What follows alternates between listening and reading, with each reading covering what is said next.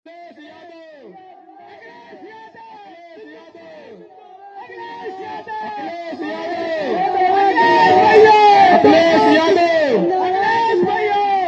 जिंदाबाद। अखिलेश यादव जिंदाबाद। अखिलेश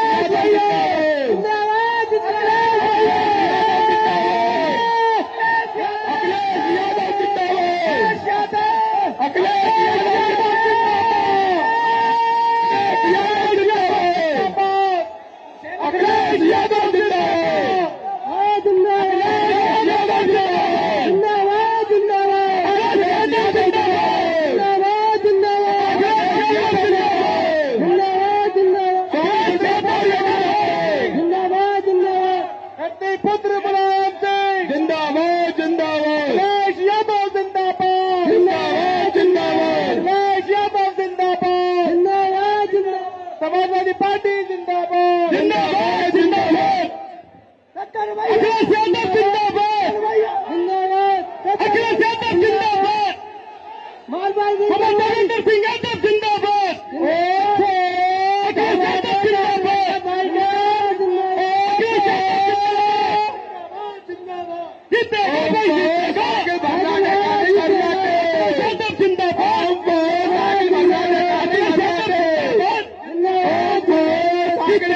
जीतेगा यादव जिंदाबाद। जीतेगा भाई जीतेगा। साइकिल वाला जीतेगा।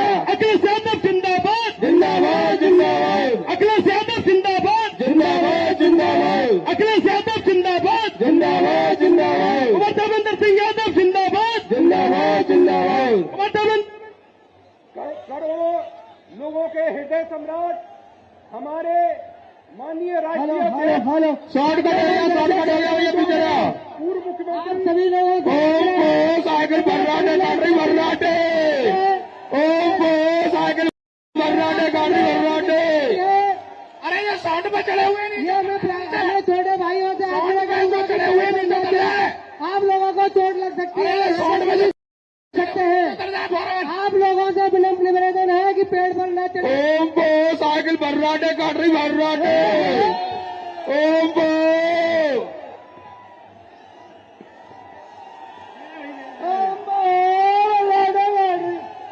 हेलो हेलो लोगों के पटियाली से प्रत्याशी नारदास सुल्तान जी, आपके अमापुर से प्रत्याशी साउंड पे भाई जी और कासगंज से प्रत्याशी हमारे परम पूज्य आदरणीय श्री मानपाल सिंह परवा जी, मंच पर बैठे हुए हमारे सभी समाजवादी पार्टी के पदाधिकारीगण और हमारे परम आदरणीय हाथरस आगरा से आए हुए हमारे महासचिव सुमन साहब, मेरे सामने बैठे हुए मेरे सभी बुजुर्गों, नौजवान साथियों, मेरे छोटे बच्चों, मेरे पत्रकार बंधुओं, आज सबसे पहले मैं आपका अभिनंदन करता हूं, स्वागत करता हूं और समाजवादी पार्टी के परिवार की तरफ से आपका शुक्रिया अदा करता हूं। साथियों, आज इस प्रांगण में अपार भीड़ है हमारे राष्ट्रीय अध्यक्ष जी को देखने के लिए और मेरी आपसे हाथ जोड़कर गुजारिश है कि आने वाली 20 तारीख को समाजवादी पार्टी के खाते में एक वोट डालकर हमारे तीनों प्रत्याशी को 20 तारीख को भारी बहुमत से यहाँ से जिताकर भेज देना। जब आप यहाँ से जिताकर भेजेंगे, हमारे आदरणीय अध्यक्ष राष्ट्रीय अध्यक्ष प्रदेश के मुख्यमंत्री बनेंगे और आप सबका विकास होगा। साथियों, ये बेईमान और झूठों की सरकार आपने 5 साल देखी है। इसने हमेशा आपके साथ छल और कपट किया है। हमारे राष्ट्रीय अध्यक्ष जी जब मुख्यमंत्री थे तब उनका आपने विकास देखा था, चाहे गंगा जी पर पुल थे, चाहे हर जिले से जिले को 4 लाइन थी, चाहे नौजवानों को लैपटॉप थे, चाहे वृद्धाओं को पेंशन थी, चाहे किसानों को पानी मुफ्त में था। सारी की सारी सुविधाएं हमारे राष्ट्रीय अध्यक्ष ने दी थी। तो मेरा आपके हाथ जोड़कर यही प्रार्थना है कि राष्ट्रीय अध्यक्ष जी को देखते हुए एक एक वोट समाजवादी पार्टी में डालकर भारी बहुमत से विजयी बना देना। आप सबको बहुत बहुत धन्यवाद। जय समाजवाद, जय भारत। सभी को हाथ जोड़कर प्रणाम, नमस्कार, धन्यवाद। मुझे उम्मीद है कि 20 तारीख को हमारी तीनों सीटें साइकिल का बटन दबाकर भारी बहुमत से विजयी होंगी और 10 मार्च को हमारे प्रदेश के मुख्यमंत्री आदरणीय राष्ट्रीय अध्यक्ष अखिलेश यादव जी बनेंगे। धन्यवाद, बहुत बहुत बधाई, बहुत बहुत धन्यवाद।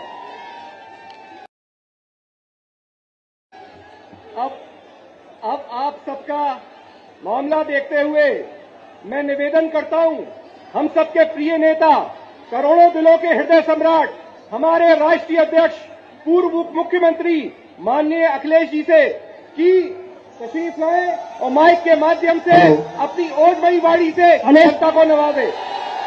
रफत भाई,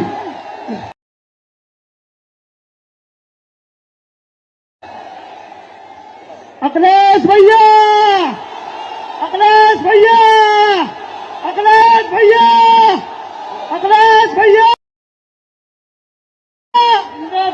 अखिलेश भैया, अखिलेश भैया, अखिलेश भैया, अखिलेश भैया, अखिलेश भैया। कहाँ ये माइक, बहुत धन्यवाद। हमारे फर्राटे वाले, धन्यवाद तुम्हारा।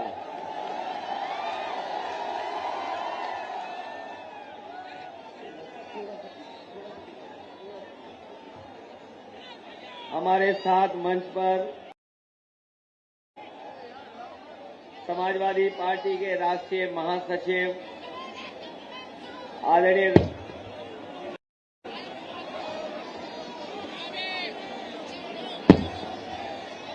मंच पर हमारे साथ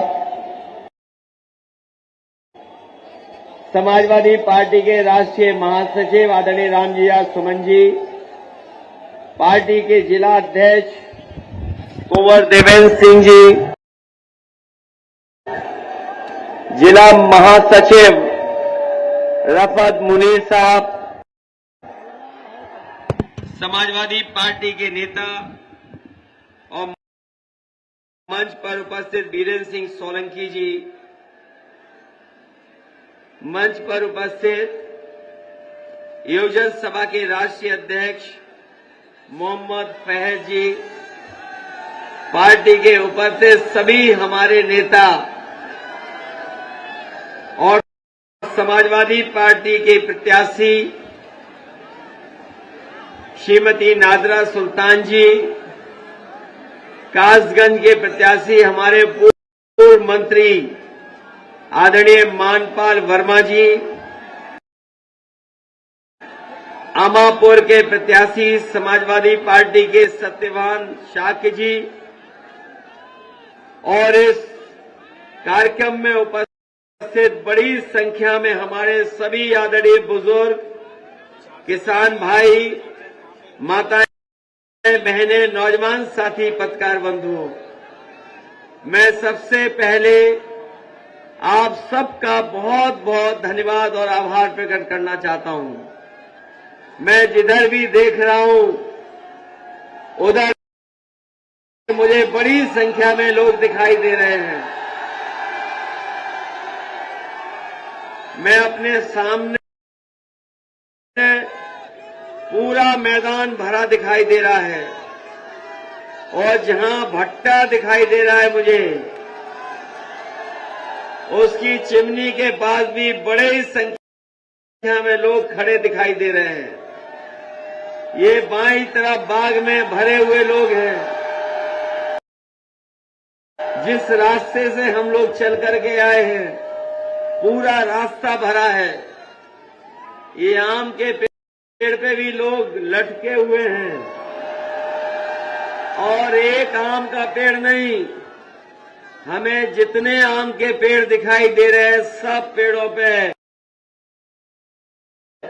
बड़ी संख्या में कार्यकर्ता साथी दिखाई दे रहे हैं। ये नीम के पेड़ पे भी हैं।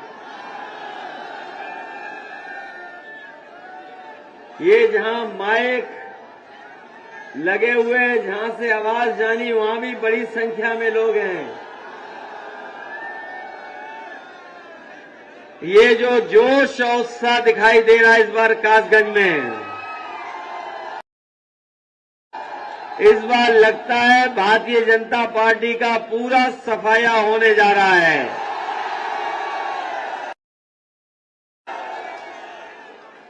इस बार लगता है कोई खाता नहीं खुलने वाला। और जो साथी खबरें रखते हैं उन्हें जानकारी हो गई होगी कि पहले चरण में जो वोट पड़ा है, जिस तरीके से पहले चरण में मुजफ्फरनगर से लेकर के आपके बुलंदशहर और आगरा तक, बगल में अलीगढ़, वोट पड़ते हुए देखा होगा आपने। और साइकिल की रफ्तार के साथ साथ आपने भर्राटा भरते हुए देखा होगा।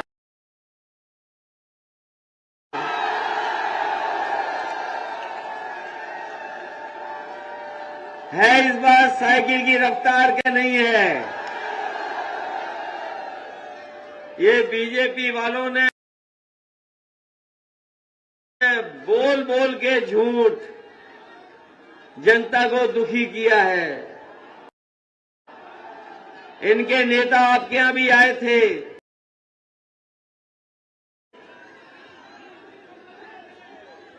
आपके जिले में भी इनके नेता पहुंचे थे। और अगर भारतीय जनता पार्टी के नेताओं के आपने भाषण सुने होंगे तो आपने देखा होगा कि अगर उनका छोटा नेता है तो छोटा झूठ बोल रहा है,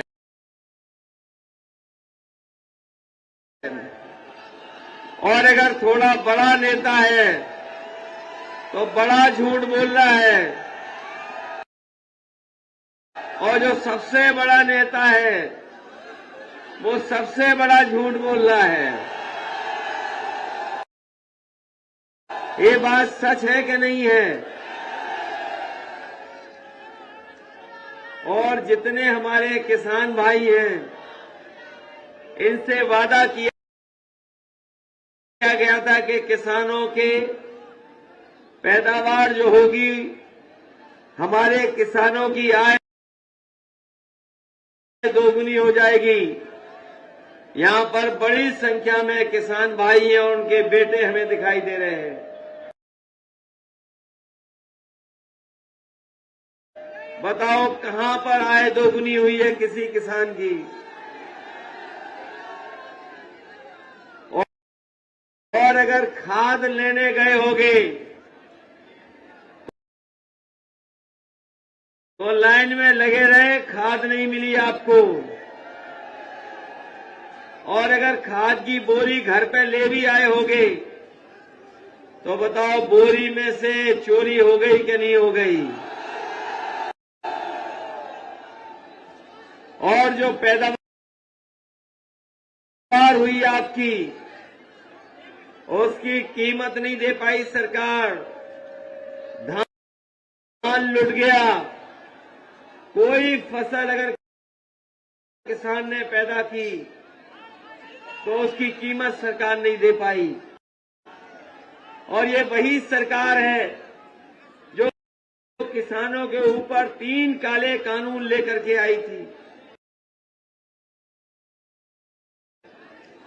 3 काले कानून लेकर के आई, पूरे देश के किसान खिलाफ हो गए, आंदोलन किया, धरना दिया, और ये सरकार जो जो कर सकती थी सरकार ने किया। सरकार ने कीलें लगा दी, बोल्डर लगा दिए बड़े बड़े। अगर किसान ट्रैक्टर लेकर के निकला तो मुकदमे लगा दिए। डीजल भरवाने गया तो डीजल नहीं दिया। और 3 काले कानून ला करके किसानों की जमीन छीनना चाहते थे। हम अपने किसानों को बधाई देंगे कि जिन्होंने लगातार आंदोलन किया, लड़ाई लड़ी और आखिरकार सरकार को पीछे हटना पड़ा। तीनों काले कानून वापस हो गए। अब तीनों काले कानून आने वाले नहीं हैं। और ये अगर लेकर के भी आते हैं तो उत्तर प्रदेश में समाजवादी सरकार होगी। उत्तर प्रदेश के किसानों पर वो 3 काले कानून कभी लागू नहीं होने देगी समाजवादी पार्टी। बताओ, डीजल पेट्रोल महंगा हो गया कि नहीं हो गया? ये वही लोग हैं जो कहते थे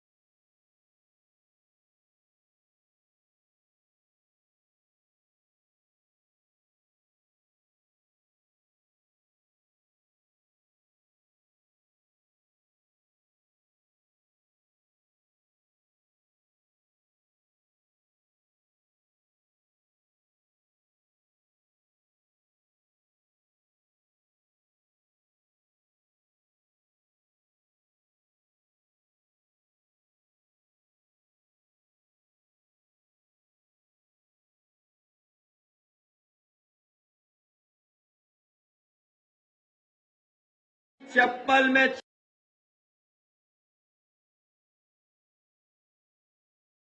चलने वाला हवाई जहाज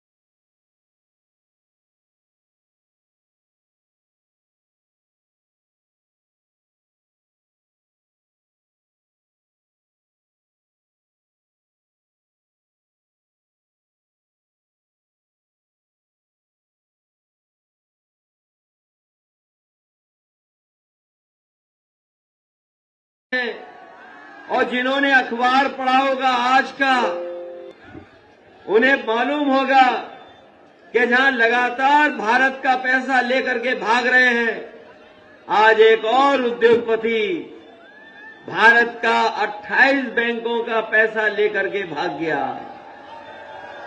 ये पढ़ा कि नहीं पढ़ा अभी हमारे लोग नहीं जान पाए हैं, लेकिन 28 बैंकों का पैसा लेकर के एक उद्योगपति पैसा लेकर के भाग गया। सोचो वो कहां का था? जो लोग पैसा लेकर के भागते हैं वो कहां के हैं? और ये वाला भी उद्योगपति जो पैसा लेकर के भागा है वो भी वही का निकला। बताओ, भरोसा करोगे इन पर? ये लगातार झूठ बोल रहे हैं, जनता को झांसा दे रहे हैं, और जब इन्हें वोट नहीं मिल पा रहा है तो झगड़ा लगा रहे हैं। लेकिन हमारी जनता सावधान है, और इतना सावधान है कि मन बना करके बैठे हैं कि अगर उत्तर प्रदेश में जब वोट पड़ेगा तो बाबा मुख्यमंत्री का पता नहीं लगेगा कहां पहुंच जाएंगे। इधर आपने देखा होगा, तस्वीरें आई होंगी कि बाबा मुख्यमंत्री ने लखनऊ में लोगों को लैपटॉप बांटा, कंप्यूटर बांटा, स्मार्टफोन बांट दिया और टैबलेट भी बांटा। बताओ, हमारे कासगंज के नौजवानों आपको कितनों को मिल गया? किसी को नहीं मिला। और ये इसलिए नहीं मिला है क्योंकि बाबा मुख्यमंत्री कंप्यूटर चलाना नहीं जानते।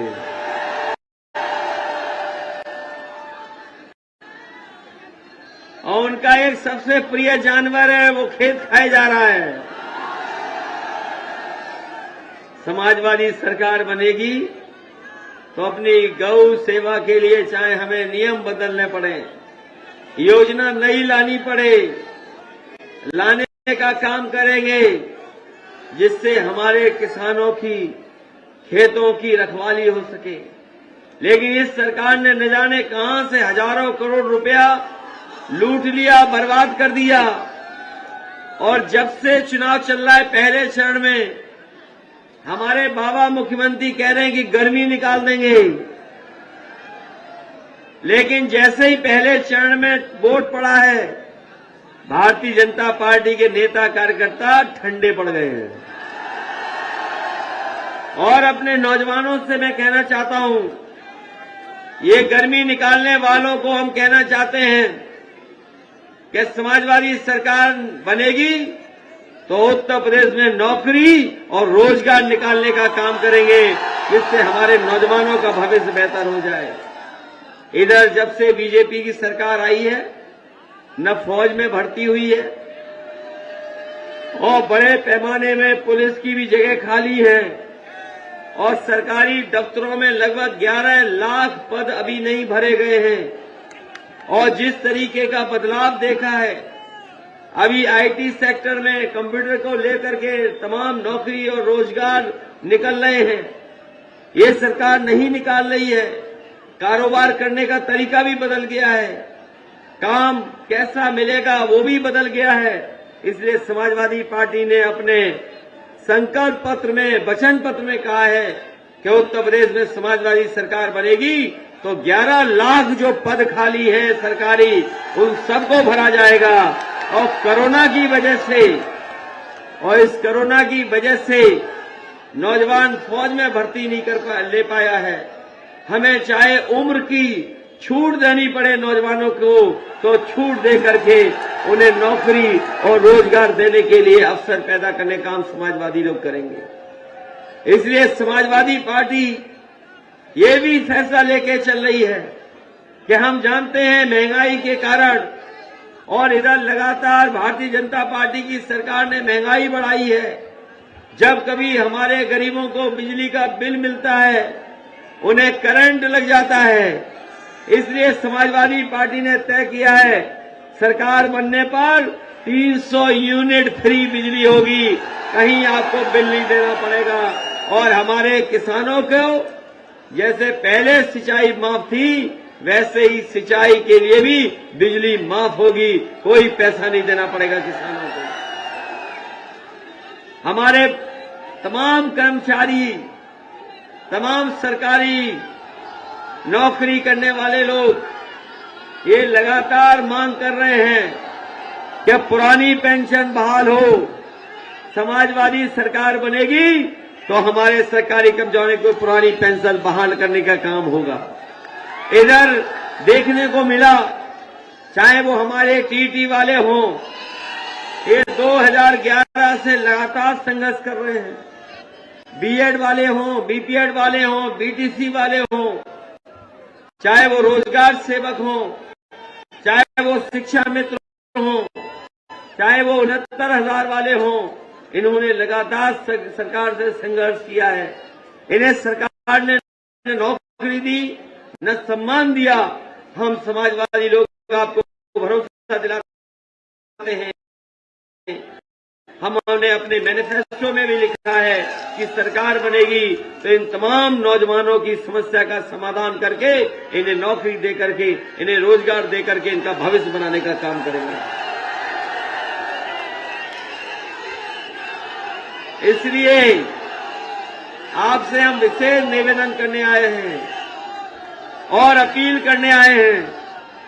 समाजवादी लोग खुशहाली चाहते हैं, समाजवादी लोग तरक्की चाहते हैं। समाजवादी सरकार जब जब बनती है जनता के लिए काम करते हैं। समाजवादी लोगों ने चाहे स्वास्थ्य सेवाएं हो, चाहे इलाज की मदद हो और चाहे पुलिस की को गाड़ी की सुविधा देने की बात हो, समाजवादी लोगों ने अपनी सरकार में हर तरह की मदद करने का काम किया है। अभी कुछ दिन पहले आपने देखा होगा, जिस समय लॉकडाउन लगा, सब बाजार बंद हो गए, कारोबार बंद हो गए, और उस बंदी के समय अगर किसी को तकलीफ और परेशानी आई तो वही समाजवादी लोगों की एम्बुलेंस उनको मदद करती रही। अगर समाजवादी एम्बुलेंस नहीं होती तो वो मदद नहीं हो पाती।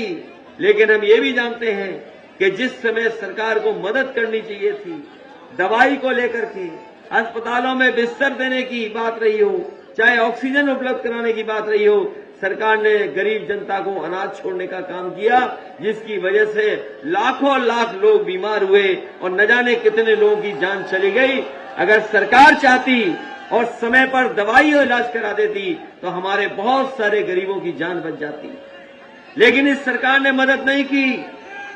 एम्बुलेंस जो चालू की थी वो भी बर्बाद कर दी। आज एम्बुलेंस नहीं चल पा रही हैं, एम्बुलेंस बर्बाद हो गई, कोई स्वास्थ्य सेवा नहीं है।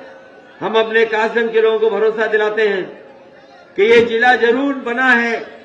अगर इसी जिले में स्वास्थ्य को लेकर के हमें बड़ा अस्पताल बनाना पड़ेगा तो बड़ा अस्पताल बना करके कासगंज की गरीब जनता को इलाज के लिए कहीं और नहीं जाना पड़ेगा, यहीं पर उन्हें महंगा से महंगा इलाज मिल जाएगा।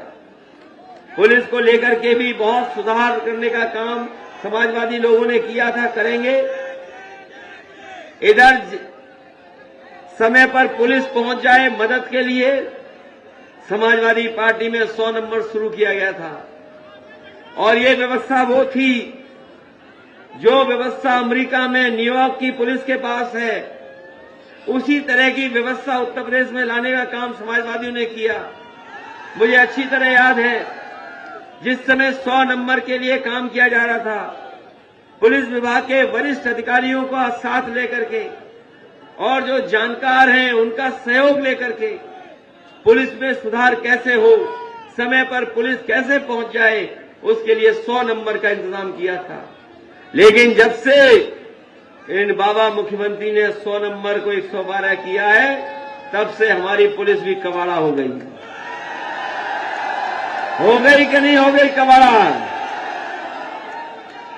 इसलिए ये भारतीय जनता पार्टी के पास जब कोई मुद्दा नहीं बचा तो वो कह रहे हैं कानून व्यवस्था, कह रहे हैं कानून व्यवस्था। समाजवादी सरकार आ जाएगी तो कानून व्यवस्था चौपट हो जाएगी। हम तो कहना चाहते हैं कि जिन्हें कानून व्यवस्था को खराब करना है वो समाजवादी पार्टी को वोट न दें, जो कानून को नहीं मानेंगे वो समाजवादियों को वोट न दें। लेकिन जिस तरह की व्यवस्था भारतीय जनता पार्टी में देखी, बताओ कासगंज के लोगों, आपने नहीं देखा एक नौजवान की कैसे पुलिस ने हिरासत में पीट पीट करके जान ले ली? बताओ कौन नहीं जानता, कौन नहीं जानता कि हिरासत में एक नौजवान की जान लेने का काम अगर किसी ने किया था तो भारतीय जनता पार्टी की सरकार में हुआ। और केवल ये नहीं, अगर नौजवानों को भड़काने का काम अगर किसी ने किया था तो याद होगा वो 26 जनवरी थी कि 15 अगस्त था कि जिस समय नौजवानों को भड़का करके इन्हीं भारतीय जनता पार्टी के लोगों ने उस नौजवान की जान लेने का काम भी किया था। और अगर भारतीय जनता पार्टी के लोग उसकी मां का सुन लें वो स्टेटमेंट, याद है कि नहीं याद है? आज भी रिकॉर्ड पे है। उस बेटी की मां ने कहा, जब अपना दुख दर्द बीजेपी के नेता के सामने रखा तो बीजेपी के नेता कहते हैं कि ऐसी घटना तो होती रहती है, ऐसी घटना कोई नई नहीं है। अगर कोई जिम्मेदार था उसके लिए तो वो भारतीय जनता पार्टी और उनके लोग जिम्मेदार थे, जिसकी वजह से उस नौजवान की जान चली गई। जो हमारे बाबा मुख्यमंत्री बड़ी कानून व्यवस्था की बात कर रहे हैं, बताओ इनकी सरकार में माफिया क्रिकेट खेल रहे हैं, इनकी सरकार में माफिया 25,000 इनामी क्रिकेट खेल रहे हैं। एक पुलिस कप्तान फरार है, एक मंत्री पुत्र ने किसानों पर जीप चला दी, कुचल दिया किसानों को, और एक व्यापारी कारोबार करने गोरखपुर गया तो उसे पीट पीट करके जान ले ली उसकी। बताओ ये है कानून व्यवस्था उत्तर प्रदेश की। अगर कोई है जिसने उत्तर प्रदेश की कानून व्यवस्था खराब की है तो वही ठोको राज के मुखिया, ठोको राज के मुखिया। और मैं तो कहना चाहता हूं पत्रकार साथियों से, जो लोग कानून व्यवस्था की बात कर रहे हैं वो जरा देश के आंकड़े देखें, देश के आंकड़े देख। कोई बात नहीं, कोई नहीं, कोई बात नहीं, खड़े रहने दो बच्चे को, इधर आने दो, इधर आने दो, सिक्योरिटी इधर ही आ जाओ, इधर ही आ जाओ। अरे ये समाजवादी दीवाना है, इधर आ जाओ। लेकिन सब दीवाने मत बन जाना। चलिए साइकिल फर्राटे पे, एक आध दीवाना तो ठीक है, सब दीवाना बन जाओगे तो गड़बड़ हो जाएगा। इसलिए हम आपसे विशेष निवेदन करने आए हैं। ये तीसरे चरण का चुनाव है और सब चीजों को आप जानते हो और महसूस करते हो। ये चुनाव कोई छोटा मोटा चुनाव नहीं है, ये छोटा मोटा चुनाव नहीं है। याद कीजिए 2017 में मैं आपसे वोट मांगने आया था, इसी जिले में वोट मांगने जगह जगह आया था। उस समय मैंने कहा था, नोटबंदी को लेकर के भी कहा था कि नोटबंदी से कोई हमारा भ्रष्टाचार नहीं खत्म होने वाला, न काला धन वापस आने वाला है। हमने उस समय भी कहा था कि ये नोटबंदी जो हो रही है ये बड़े बड़े लोगों को लाभ पहुंचाने के लिए हो रही है, और रुपया हमारा काला सफेद नहीं होता, हमारा आपका लेन देन काला सफेद होता है। लेकिन जनता को लगा कि नोटबंदी से भ्रष्टाचार खत्म हो जाएगा, काला धन वापस आ जाएगा। लेकिन बताओ 2017 के बाद अब 2022 हो गया, भ्रष्टाचार डबल हो गया कि नहीं डबल हो गया, ये सोच के बताओ आप। इस डबल इंजन की सरकार में अगर कोई चीज डबल हुई है तो वो भ्रष्टाचार डबल हुआ है, अन्याय डबल हुआ है, महंगाई डबल हुई है, हमारे किसानों को लूट की डबल लूट हुई है। इसलिए ये चुनाव न केवल उत्तर प्रदेश का चुनाव है बल्कि आपके भविष्य का भी चुनाव है। उत्तर प्रदेश के साथ साथ ये देश के भविष्य का भी चुनाव है। ये चुनाव हमारे किसानों के मान सम्मान का है। ये चुनाव हमारे नौजवानों का भविष्य कैसे बेहतर हो उसके लिए चुनाव है। और जहां हमारी माताएं बहनें हैं, हम लोग 500 रुपया दे रहे थे सम्मान राशि, इस बार समाजवादी पार्टी ने तय किया है कि अपनी माताओं बहनों को 3 गुना 18,000 रुपया साल भी देना पड़ेगा। तो अपनी माताओं बहनों का सम्मान करने का काम हम लोग 18,000 रुपया साल दे करके करेंगे। इसलिए ये चुनाव आपके भविष्य का है। इसलिए एक एक वोट समाजवादी पार्टी और चुनाव चिन्ह साइकिल पे देने का काम करना। बताओ, साइकिल की मदद करोगे कि नहीं करोगे? ये चुनाव आपके भविष्य का है कि नहीं है? ये चुनाव उत्तर प्रदेश के साथ साथ देश को बचाने का चुनाव है कि नहीं है? इस चुनाव को अपना चुनाव इसलिए समझना कि ये लोकतंत्र को बचाने का भी चुनाव है।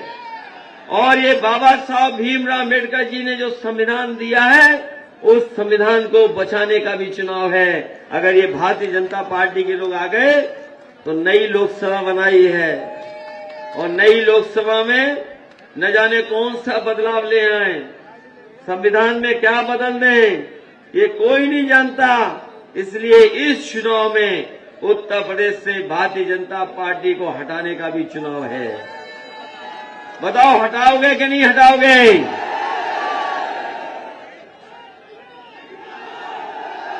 भाजपाइयों ने बेरोजगारी बढ़ाई कि नहीं बढ़ाई?